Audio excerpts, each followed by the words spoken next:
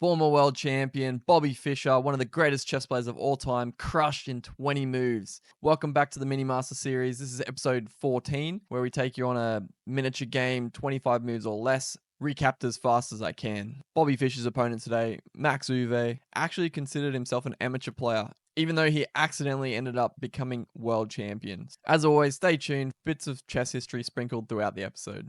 Max kicks us off with d4. Bobby replies knight f6. We get into this sort of Nimzo stuff with knight c3, d5.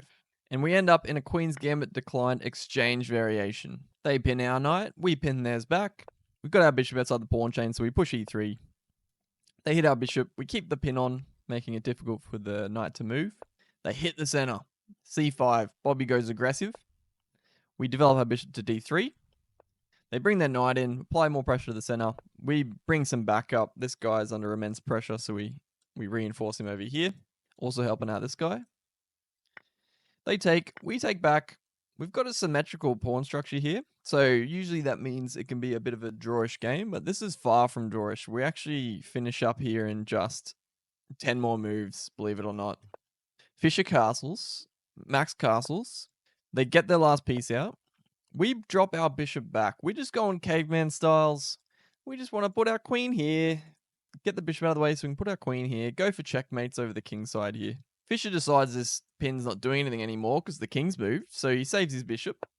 Brings him back. Gets out of this pin over here. We get our knight closer to the attack.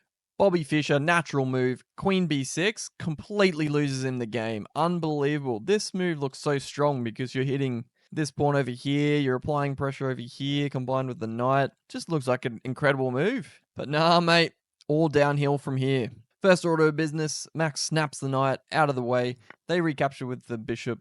Caveman styles, we bring our queen up, setting up the battery this way. They create a little escape route for their king. If the queen ever checks, he can kind of run away, right? That's the idea. Set up a little trap. We're X-ray attacking the king's runaway squares. This is going to be important. Knight comes in, hits our queen and our bishop. We save our queen with the check. King slides over. Here you might be thinking maybe we'll save our bishop or something. But Max invites it. Come on, take me bishop. Let's go. Bobby accepts. He takes a bishop and regrets his life. We actually wanted to deflect this knight from the defense of this pawn. We're ganging up on this fella. And now there's just too much pressure. And soon you'll see why that queen move at the start of the game was one of the worst moves Bobby could have played. We take this pawn now. We've deflected the knight out of the way, hitting the queen. Rook recaptures. We recapture with our knight. Believe it or not, you got to give up a queen here. There's nothing you can do to stop checkmate, because if you take with the bishop, checkmate and 1, GG's.